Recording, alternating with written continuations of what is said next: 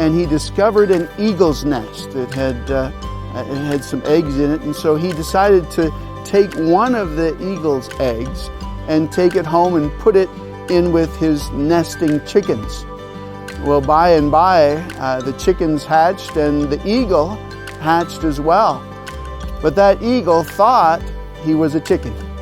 He learned how to scratch in the dirt and peck for seeds and bugs. He learned how to pull worms out of the earth like the chickens did. Well, one day, looking up from scratching in the dirt, this eagle noticed high up in the sky the most majestic bird. It was soaring, just effortlessly soaring on the winds.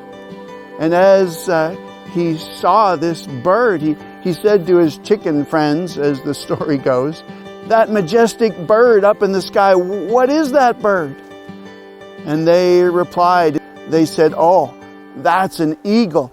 That's the king of the birds." But they said, "Never give it a second thought. You could never be like that." And so, as the story goes, the eagle that thought he was a chicken lived out his life, and eventually he died still believing that he was a chicken. Friend, I have a question for you today.